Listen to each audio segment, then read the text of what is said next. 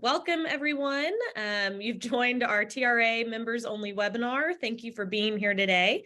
My name is Kelsey Erickson Streufert. I'm the Chief Public Affairs Officer for the TRA. And we have our guest of honor today, Dr. Emily Williams-Knight. Live from San Antonio.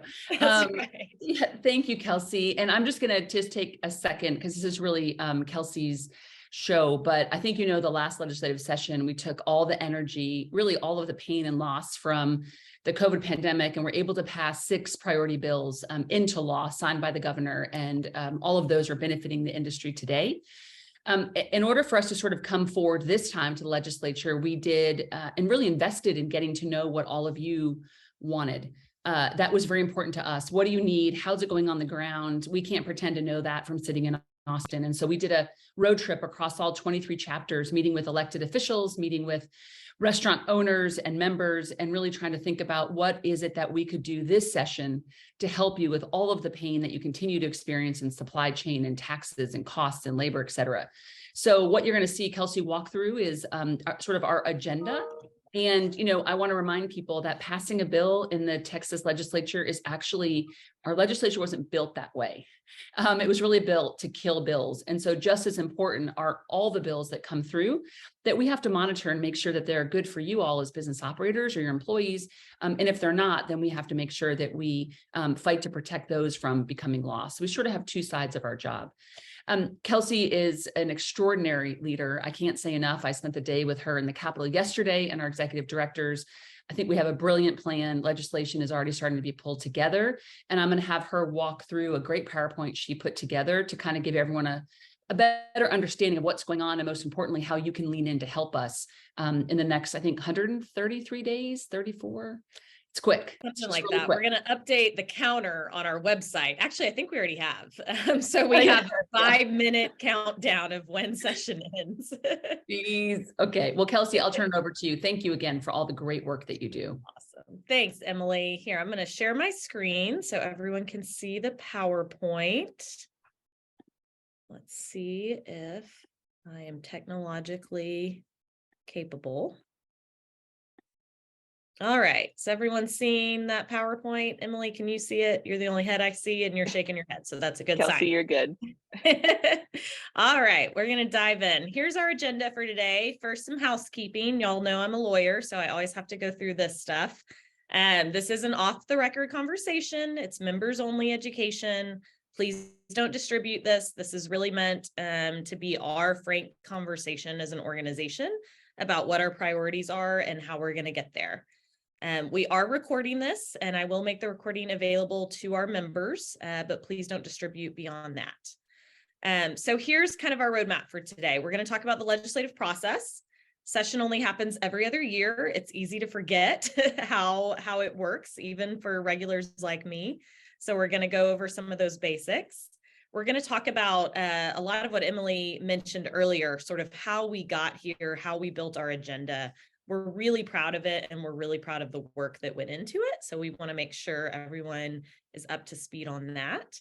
Then we're going to talk about our priorities and our strategies. This will be kind of the bulk of our discussion. And then at the end, we're going to talk about how we all work together to make sure we accomplish these goals.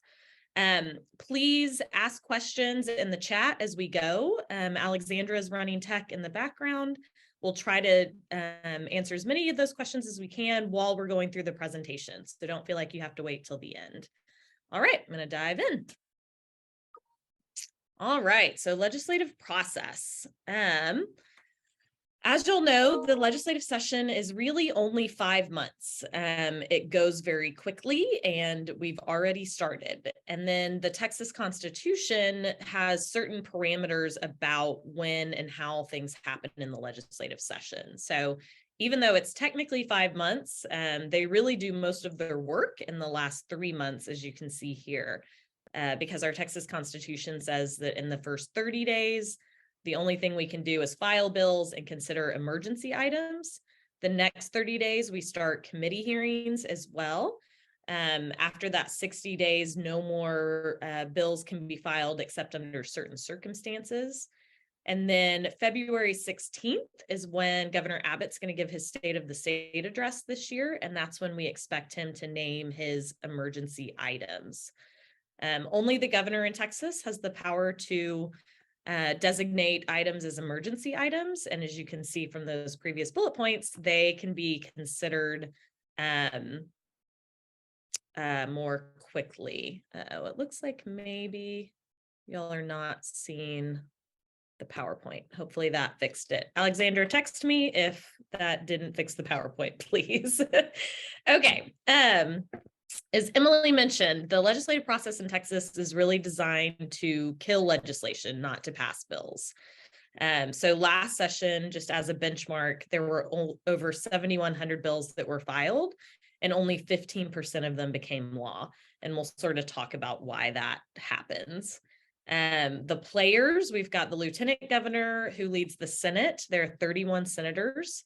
So each of those senators actually represents more people than US Congress persons. So they have really large districts. And then on the House, there's 150 representatives. That includes Speaker Phelan, who is actually elected by his peers, not by the voters. So that's sort of our cast of characters we're dealing with. And then, of course, Governor Abbott can veto or approve legislation, and he names the emergency items, as we discussed. And then the legislature's only requirement, according to the Constitution, is to pass a budget. They technically don't have to pass a single bill other than the budget. Let's see. Okay, sorry, y'all. Making sure we got the tech working right here. Okay. Now, how to read a bill. This is less intuitive than you'd maybe think. So, and we're going to look at some examples, but underlined language is proposed new language to the law. Any language that has that strike through would be deleted. And then you can see there's other sections of the bills that tell you a lot about them. So for some examples, this is how bills look at the start. You've got your author at the top left, bill number at the top right. SB means Senate bill. And then this caption relating to the disclosure of certain contracting information, that's what we call the caption. It tells you the subject of the bill. And then you see down here the actual bill starting. So this would be new language to the bill. This would be deleted and replaced language. This section would be completely deleted. And then this kind of gives you some of the effective date and implementation language. So here's the process for a bill to become law in Texas. This, in a nutshell, is why 15% of the bills become law and most do not. At every step, you can see there's these sort of up or down thumbs, and that tells you that a bill can stop in the process at that point. There's a flip side of this graph, which is Senate bills, and so they would basically follow the exact opposite path. To become law, every bill has to be passed by both chambers. So if it's a House bill, it has to pass the House, then it has to pass the Senate and not be vetoed by the governor. If it's a Senate bill, it has to pass the Senate and then the House and not be vetoed by the governor. So it's quite a long process to accomplish in about 3 months. All right, so knowing all that backdrop and how hard it is to pass legislation, let's talk about how we created our agenda. First of all, grassroots engagement really was and still is the key. As Emily mentioned, we had our Texas tour last year. We were really proud to visit all 23 chapters in person. We also had our PAC lounge, a lot of other events across the state. And so as a result, we were able to meet with a lot of the legislators, and not just a lot of them, but really a lot of the key ones who we know are going to have an important role this session. We also did some surveying last year. I like this graphic because it just really illustrates, the themes that came up again and again, which are basically cost, right? Cost and finding workers, cost and finding your food and other product. That was what we heard again and again as the major challenge. On the right, you'll see some of the other answers we received when we asked y'all what your challenges were. Card swipe fees, immigration reform always comes up. We're, of course, limited what we can do on that at the state level, but that continues to be a national priority for us. Pricing, affordability for your workforce, particularly in our cities, and debt that restaurants accumulated during the pandemic. Those were some of the themes we heard from y'all that we needed to address this session. So looking at all of that data, these are some themes, and these are really how Emily and I frame our agenda when we talk to the media, when we talk to lawmakers and other policymakers. First, it's important for folks to understand that y'all have had an incredibly difficult few years. We all want to move on from the pandemic. We all want to turn that page. We all want to stop saying COVID-19.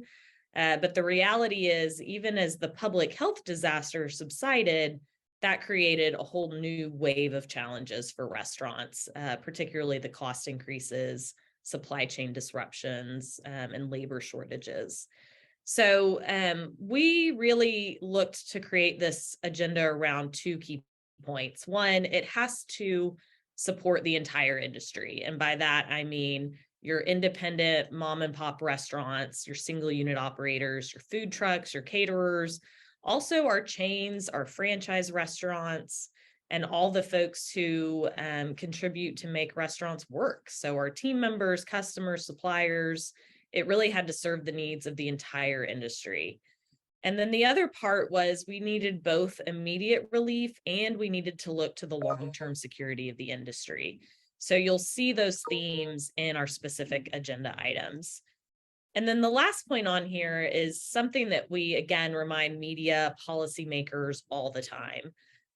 We obviously represent restaurants and restaurant operators, but this agenda doesn't just help restaurants. It helps the entire economy and it helps the entire state of Texas because we are such an important part of the economy and the food ecosystem. Emily, do you have something to add on that? Yeah, I would just say that I think this last bullet is really important because we really, I think, have finally maybe accepted, Kelsey is the best word, but we've always known the critical piece of delivering an incredible service is our employees.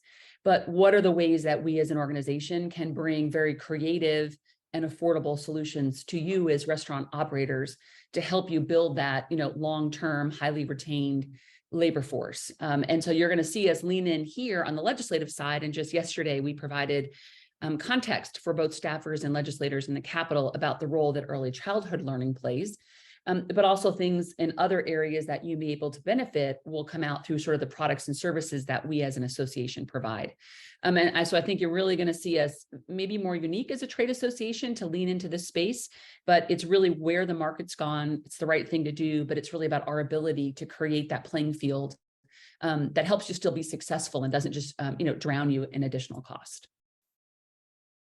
Absolutely. So that's a good segue to actually talk about what some of those priorities are. And again, y'all drop questions in the chat as we go. Don't feel like you have to wait till the end. Alexandra is helping me monitor that. So let's dive in. I'm going to move these boxes so y'all can see. Okay. That might work. Might have worked, might have not worked. We'll see. Yeah, you're good. So first and foremost, we've got taxes. You've probably already noticed that the legislature is very fixated on tax relief specifically this session. We have a $32.7 billion surplus, meaning money that's coming in above and beyond budget. And there is a lot of consensus that we need to return some of that money to the taxpayers in the form of tax relief. That sounds really simple, and in some ways it is, but it gets complicated because there are a lot of different ways that the state can provide tax relief.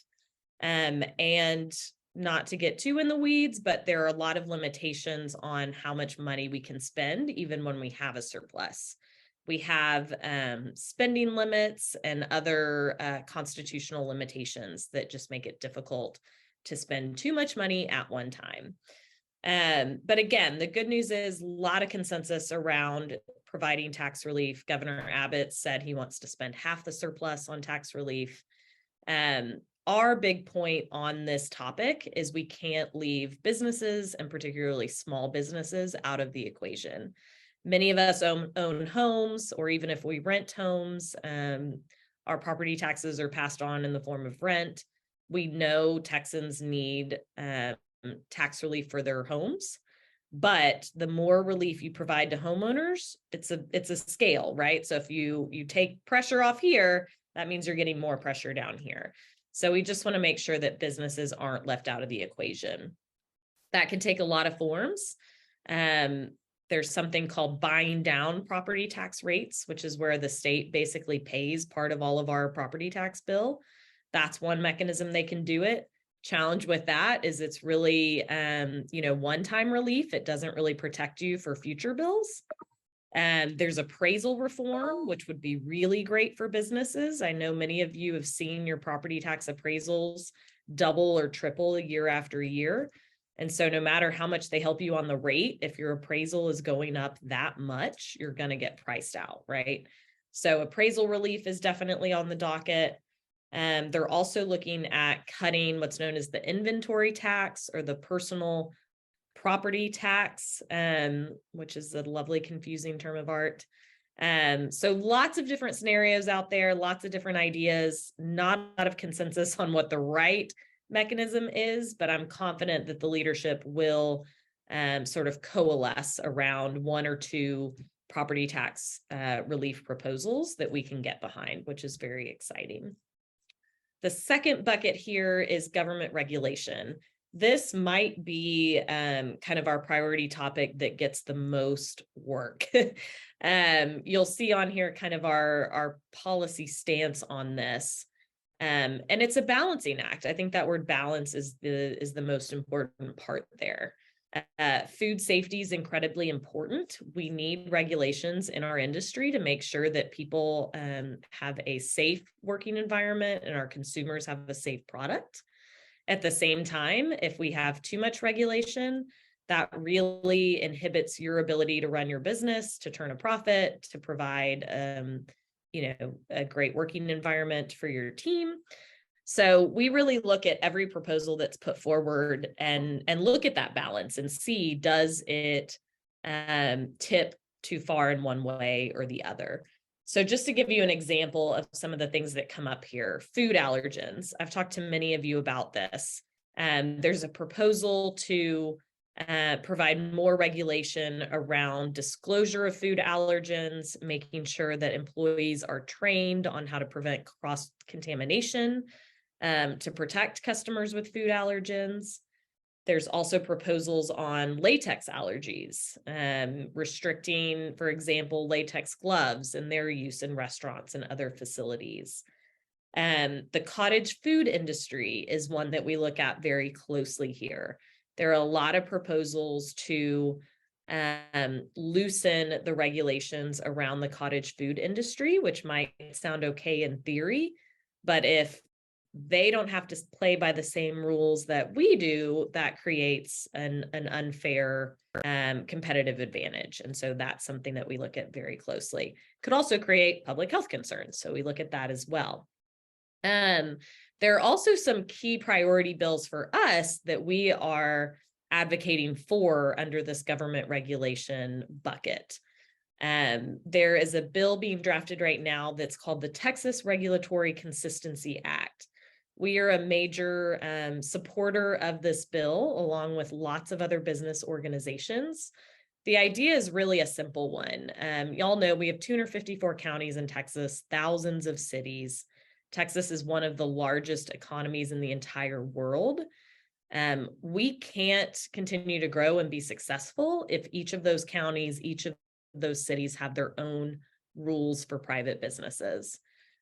So the Regulatory Consistency Act is really about saying, if we're talking about a matter of statewide commerce, things like benefit requirements, predictive scheduling, the leave and benefits that private companies have to pay to their employees, those kinds of issues that affect businesses across the state, across city and county lines, they really need to be decided at the state or federal level, not on this patchwork basis where every city and county proposes their own rules, because that becomes really unworkable, really cost prohibitive for small businesses in particular.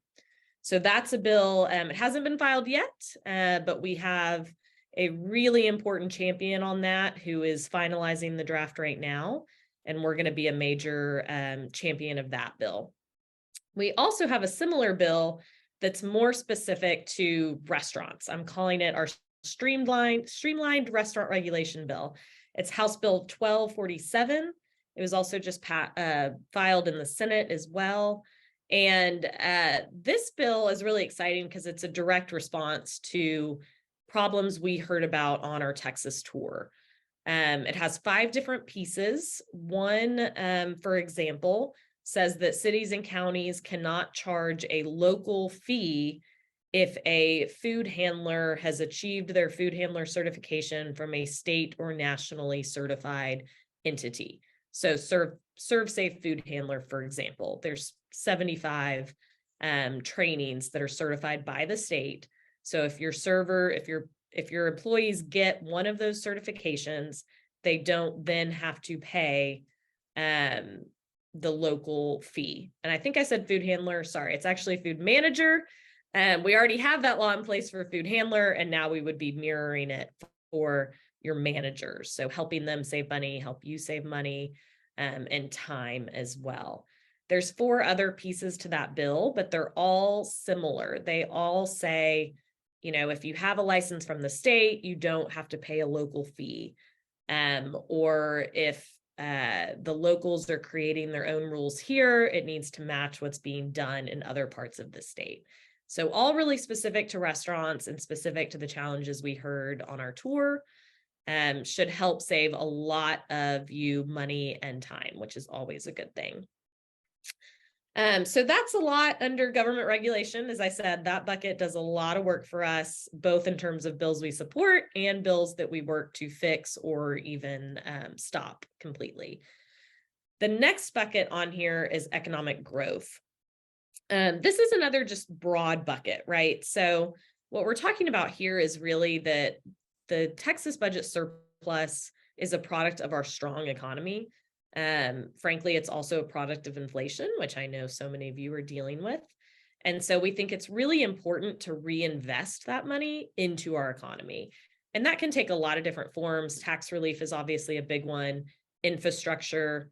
You'll hear us say this a lot, but we have 1,000 people moving to Texas every day. We have to keep up with that if we're going to continue to grow and be successful. So this bucket really lets us work with a lot of coalitions and really look towards that long-term sustainability, not just of restaurants, but of our entire economy. Any questions on these before I go to the next one? All right. I'm going to keep going then. Oh, it looks like Adrian has raised their hand. Y'all, instead of raising your hand, if you could just type your questions in the chat box, that'll help us manage the flow a little better. Okay, I'm going to keep going for now. If you have questions on these, just drop them in the chat box. Okay, next batch of priorities, workforce development. This is one of those themes we heard again and again when we talk to members. We've got to have more employees. So this bucket really speaks to that. Our number one priority here is to get funding in our state budget for ProStart. Most of you hopefully know what ProStart is. It's our high school culinary arts hospitality management program. It's in 215 high schools across the state of Texas already. We are really passionate about the fact that every high school should be able to offer its students ProStart.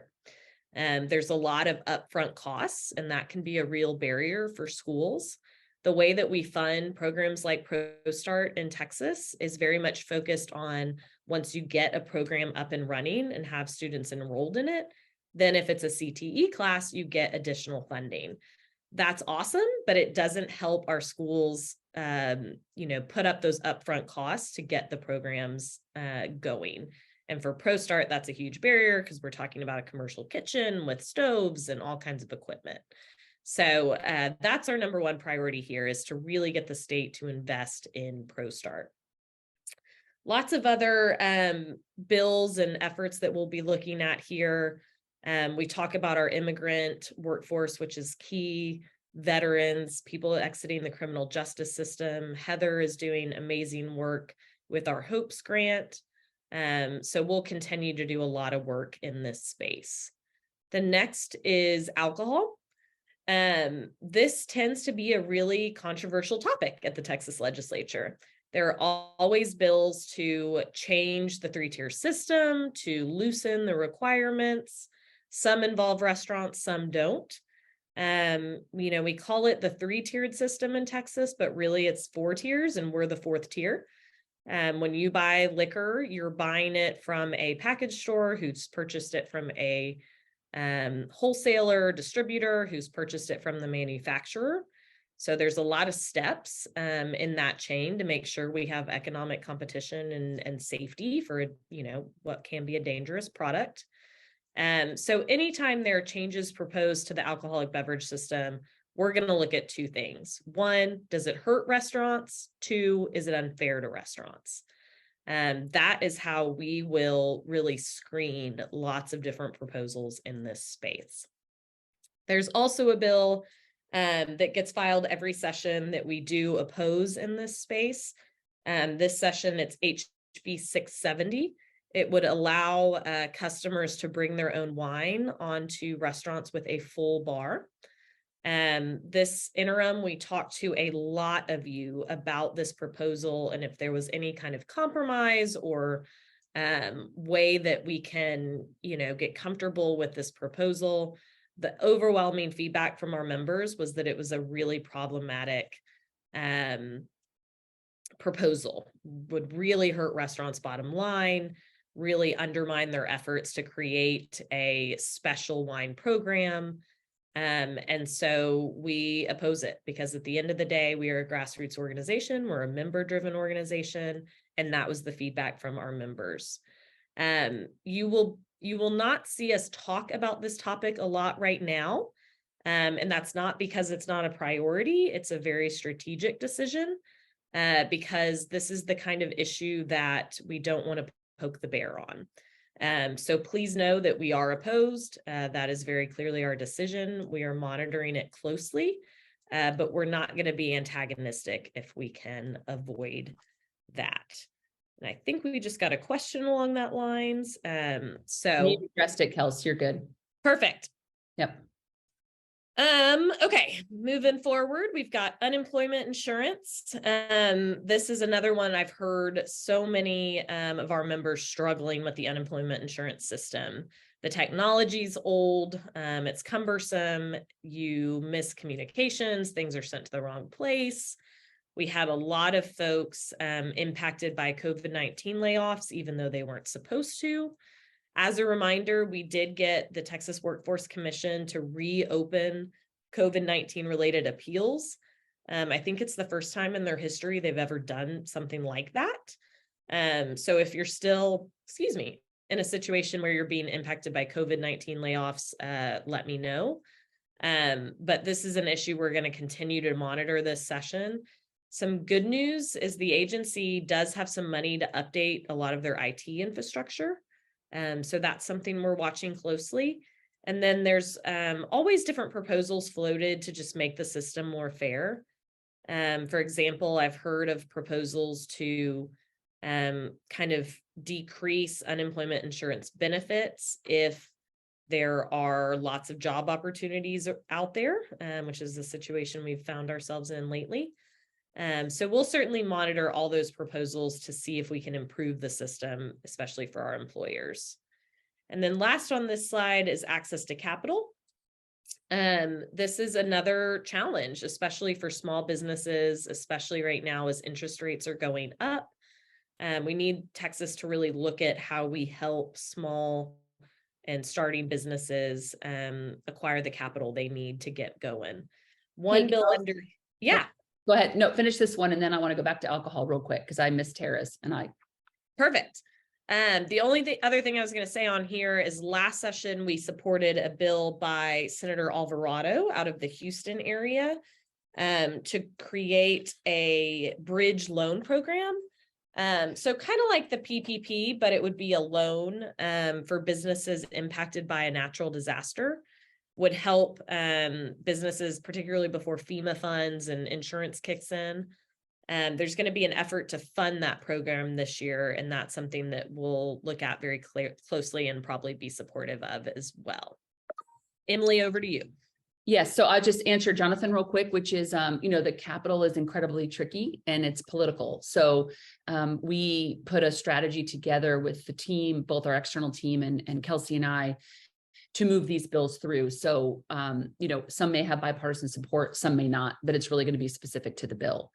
To Tara, it's really the Class B system. I know we get that a lot from South Texas, where because there's so few opportunities for them to source alcohol, the costs are higher. And so around that Class B system, have you heard anything yet, Kelsey, through the alcohol lobby that potentially they're going to address that? Or what do you, any advice for Tara on this one? Sorry, I can't see Tara's specific question, but in terms of bringing costs down. Yeah, well, the Class B system impacts, as we know, counties disproportionately. Having limited Class B providers prices us above many other counties, obviously, and then you can't really go to those other counties to seek it. They only have one Class B vendor. And if you have one choice in purchasing, that cost is going to be extreme. That's Emily's narrative. So anything, I know it came up last session as well, but anything so far, we can certainly also poke around Tara as well. Yeah, that's what I would say. It is an issue that's on our radar for sure. We actually collected some data on how many counties are in that sort of situation, Tara, with one or two providers. So that's certainly something we can look at if there's an opportunity to make some improvement there. There are a lot of pretty big proposals on alcohol, so it'll be interesting to see if there's an opportunity to make some of these smaller, more meaningful improvements along the way. So we'll definitely stay tuned on that one. Okay, I'm going to keep going here. Keep those questions coming. Thanks, y'all. And Emily and Alexander, let me know when we have them because I can't see them. Tech, we're making it work. Okay, so this is our last bucket or buckets. First is employee well-being. We are very excited about this priority this session. And as Emily said, it kind of sets us apart, frankly, from a lot of the business organizations out there. And the reason for it's really simple. We can't sustain our industry, much less grow our industry, unless we invest in our workforce. We're an incredibly labor-reliant industry. As much as we're seeing new technologies in the space, I don't think that fundamental truth is going to change. And the pandemic has really changed a lot about what employees need, what they're asking for, what they expect, the choices they have. And so that creates both great opportunities and great challenges for our industry. So this priority is doing a lot of work. Things like the childcare initiatives that Emily mentioned fall under here. We pulled some data yesterday for a presentation that Emily gave to Capitol staff, but it won't surprise you to know that our industry is overrepresented by women in management, and by employees under 35. I think it's 60% of our workforce is under 35. Right. That's right. So you think about the number of those employees, men or women, who either need to take care of kids or also take care of other family members, be they, parents or other folks. And Texas has a huge childcare problem, and COVID made it worse because we lost a lot of providers. And for many families, the economics simply don't make sense for both employees to be working if they have kids. It is more affordable for one of those employees to stay home and not pay childcare costs than to go to work. And that's a huge problem for us because we need them to come to work. So we're supporting a lot of different initiatives and collaboratives on childcare. We're very quick to say that we are not the childcare policy experts. So we're not necessarily developing the solutions, but we're really bringing that employer lens to the table because frankly, it's been missing in the conversation. So really excited about this work. It's certainly ongoing and you'll hear us talking about it a lot. Some other issues here are health insurance, mental health care, I know is a priority for Jonathan, our chair this year, and many others. Our industry has to be competitive when it comes to offering benefits, and that can be a challenge just given the cost of many of these programs, particularly for small businesses and for part-time workers like we often rely on.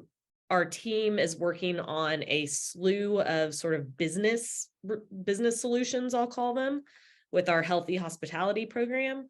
If you haven't checked out Teladoc and some of the other programs in our Healthy Hospitality program, please do. Please talk to Alec on our team because you would be surprised how many affordable options are out there if you know where to look. But we need legislative solutions to some of this too. And so part of that is creating flexibility so that there are affordable products out there. Not everyone needs the Cadillac health insurance plan, especially in our industry. So making sure we have flexibility, affordable products that really help support your employees. That's really what this plank is about. Emily, anything to add here? I know this is a priority for you too. Yeah, I just think, it's where this industry has landed. Really, it's not optional anymore. And I think that you can have both, right? They always say, can you have both benefits for employees outside of their pay? Yes. But can you also do that affordably to the restaurant? Yes. And so we are trying to work on, and there's some companies emerging and some individual restaurants that are doing some very unique things, but we also have the size and scope of the TRA, both here in Texas, but also our national influence that really grew in the pandemic. We have the ability to bring some world-class solutions to scale especially for our independent restaurant operators, because our goal is for you to be able to recruit great people, but then retain those great people. And running 140% turnover isn't sustainable, right, for anyone. So this is something, and it's something I can tell you very quickly is getting attention in the Capitol as those things that we need support on for our employees, which will ensure that you have restaurants that will thrive. And so proud of this, but also know from a business standpoint, it's a really smart thing for us to lean into. Absolutely. All right, last two on here, food ecosystem. This was a late addition to the priority list, but I think it's a really important one. We've done a lot of education about the important role that restaurants play, not just in the economy, not just in our communities, but in terms of feeding people. That very basic essential need that was very evident during the COVID pandemic. So we really need to strengthen our food ecosystem in Texas. We've got 1,000 people moving here every day. We are one of the worst states, unfortunately, when you look at hunger statistics. And I think we are the worst in terms of children struggling with hunger, which is just disgusting, frankly. So we need to be a part of that solution. And I know someone asked earlier about sort of bipartisanship. A lot of these priorities speak to our nonpartisan, bipartisan nature and work. And this is a great example of that. Senator West, who is a Democrat out of Dallas, has been a long-term champion of ours. He's doing a lot of work on food deserts and food security. He wants our partnership, and we're excited to work with him on it. We can also utilize Start in a lot of these programs, the Texas Restaurant Foundation and all the great work that it's doing. And then also under this bucket, we have, every year there's various kind of food labeling requirements, food security bills that come up. And so we'll certainly be looking at those under this bucket to make sure that they're advancing the ball in terms of food security, a strong food business and climate. One kind of fun example here is the Oyster Mariculture Initiative, which, as y'all know, we've been behind since the beginning. There is going to be a bill this session to really help move that industry forward. And we're excited about it because it is about growing our food industry, providing restaurants with another source of food. But it also has amazing environmental impacts, economic impacts, especially for the Gulf Coast, where fewer and fewer sort of regions are being allowed to be open for fishing. So it's one of those examples of a policy that might seem like a strange kind of TRA priority, but it really ticks a lot of buckets for us and for the state. And then lastly on here, unfair litigation. Y'all recall last session, one of our priorities was the pandemic liability protection, just making sure that you don't have to fight and frankly go bankrupt fighting lawsuits that someone claims they got COVID in your restaurant when who knows where they got it. That's the kind of effort that we really look at here because the court system can be so expensive and just really devastating for small businesses. So we always want to make sure that any policies that open up litigation are fair and lead to an efficient resolution. So that's the 10 priorities. Any other questions about these priorities or anything that we might not have covered yet?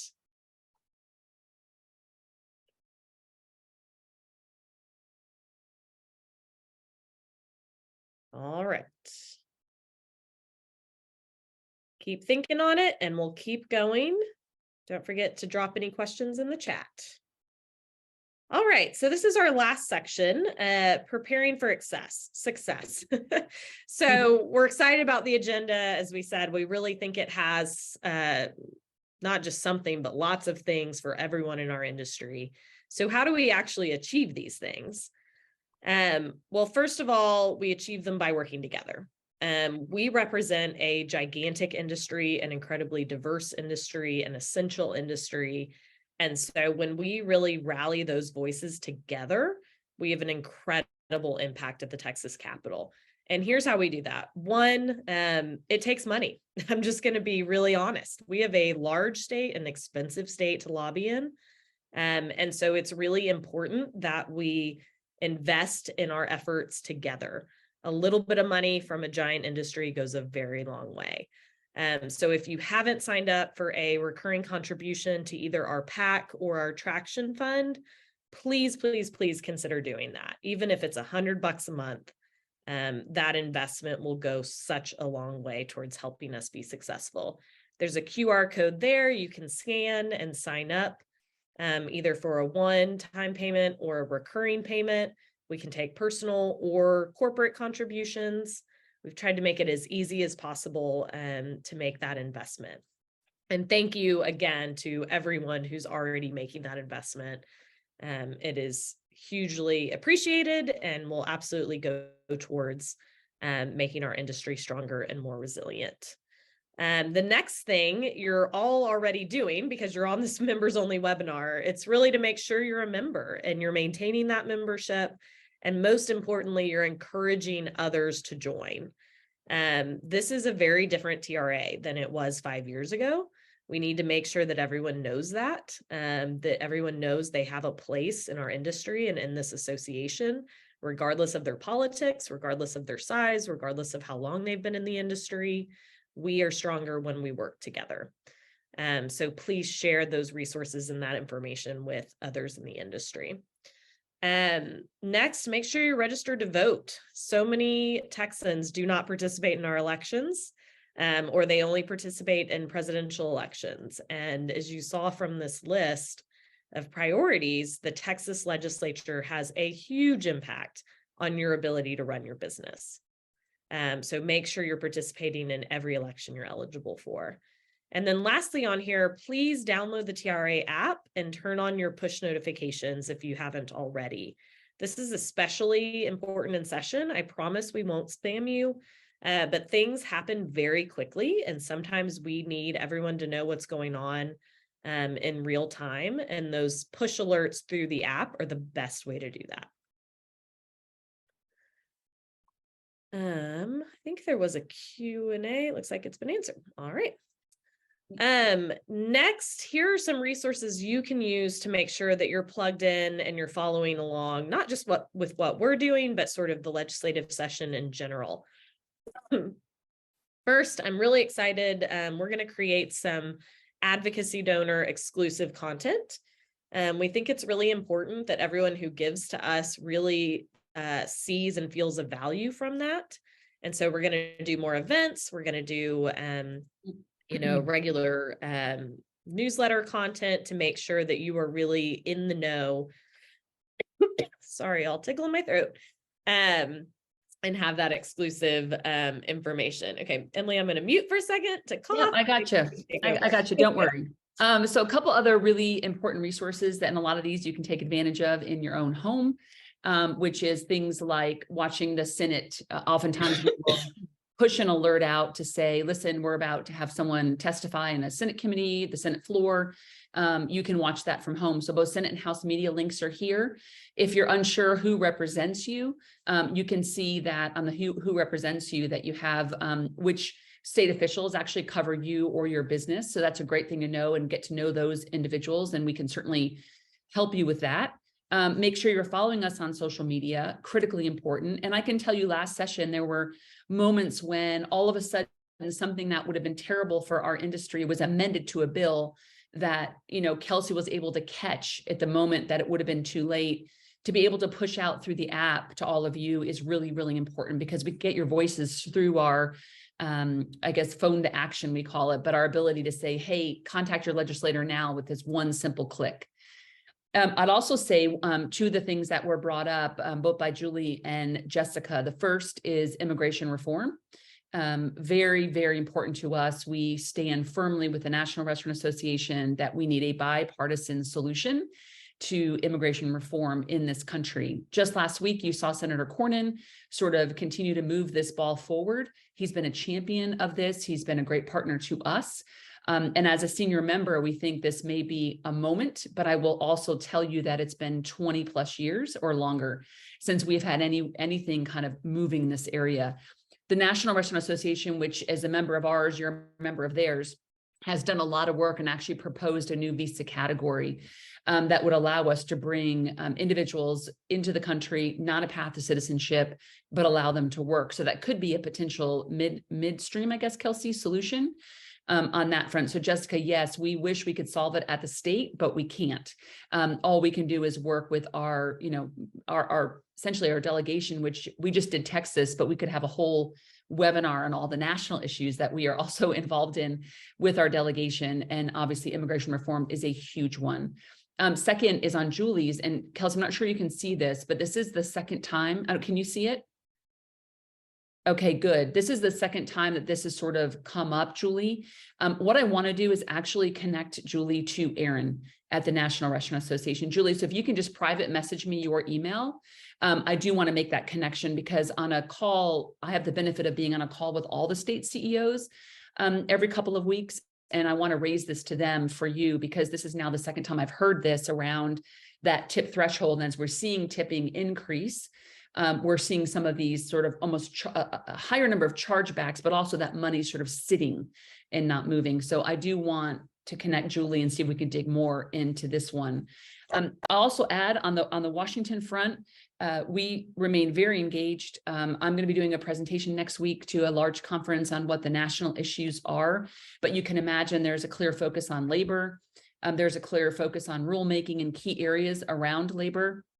There are some tax pieces that are going to roll off that may impact you that we're also going to be addressing. And then we stand very close with the National Association to make sure that you are protected at that national, state, and then of course, your local chapter.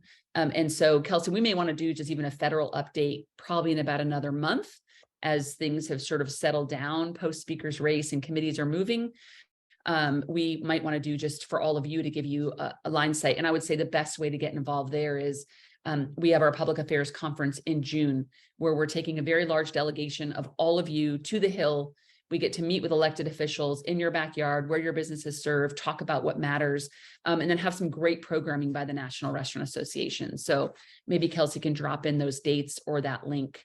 But we'd love to have you join us. If you've never been to Washington in the Capitol and lobbied on behalf of yourselves and the industry, it's pretty special.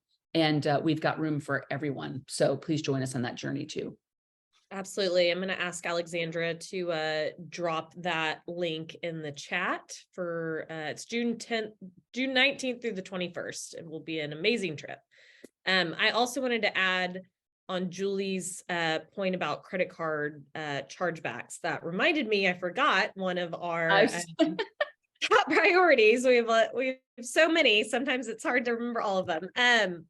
But swipe fees is a concern we hear about a lot. And we are actually getting a bill filed this session. I'd probably put it under that tax bucket to prohibit swipe fees from being charged on the sales, alcohol, hotel, other taxes that you collect for state and local governments. So as you think about it, those swipe fees are charged as a percentage, right? Usually 3 to 7% of the entire bill, including those taxes that you were required by law to collect. So Visa and MasterCard and the banks are making money off of your duty to collect taxes. And we just think that's unfair. So we are working on a bill to address that. We're very excited. We're pulling a whole coalition of business groups together because obviously restaurants are not the only business that's impacted by this. And we've got a couple of lawmakers who are already on board to champion it for us. So we're very excited. That bill's still in drafting, but as soon as it is filed, we will get you that bill number. So And again, this is significant if you do the math, right? I mean, we just had a restaurant operator send us the math of what they have been charged on the tax that they are collecting for the state. And over X number of years, it was hundreds of thousands of dollars. So I want to make sure that you understand that it is significant, but also at the national level, the swipe fee bill, we're just sort of opening up commerce and more competition in that space. That is also progressing, and we are championing that. And you might see a grassroots push here in the next month or two to kind of continue to move that along. There's a lot of support from industries well outside of ours to improve this, because we know what you're paying in general swipe fees and how much they have increased due to lack of competition. Absolutely. So that's one of those, immediate relief, right? We talked about providing immediate relief and long-term sustainability for our entire industry. And that's a great example of one of those that, as Emily said, provides immediate savings to your bottom line, which is great. And speaking of savings, Kels, I'll do one plug. If you have not applied for the Texas Relief Fund, it is still open and there is still funds. So it's up to $20,000. I know it won't change the life of your business, but that is certainly not a small amount of money when you're looking at all the costs and any way you can kind of scrape some of that back. So if you have not applied, Alexander hopefully can put in the chat the link. But I think level 5 or group 5 just opened. We were in the previous group, but again, we are hearing that there is still an opportunity. And I would hate for, I think, some pretty simple paperwork for you to miss out on that after we were able to secure close to 200 million to help the sector of hospitality. So please make sure if you or your friends, your neighbors that are in the industry are looking for some type of support, please look at that. Don't let that go aside in the name of busyness, because it's directly for you. That's right. Okay, we've got a few more minutes. Last call for any other questions about this session, our priorities, and how we're going to achieve them together. Otherwise, Emily and I are just going to sit here and stare at each other. Okay, well, thank you again, everyone, for being here today. The fact that you're here means you're already a member, so you've already taken the most important investment in our efforts. And we use the word investment very, very purposefully, because that is exactly what we're working on. So thank you, and please know that we're very honored and grateful for the trust and the investment that you have made with us. It's really a pleasure to represent this industry at the Capitol. Emily and I laugh all the time thinking about, all the other industries that have lobbyists up there, and we're very happy that we get to talk about restaurants and all of you. Yeah. All right, last call for questions. Otherwise, we're going to wrap it up. And remember, anything you need past this webinar, just get to us, right? We're very accessible, but we're here to help you. So if you've got questions, and also make sure that you go to the YouTube of webinar, I guess, if there is anything else that you might need. But in the short term, it is an honor to serve all of you. And we're excited for this session and excited, I think, to get more great work done on your behalf. So thanks for joining us. We know you're busy. And Kelsey, thanks as always. You're incredible. And we're in great hands under her leadership. Well, right back at you, Emily. All right. Thanks, y'all. Thanks, guys. Everyone have a great day, and we'll talk to you soon.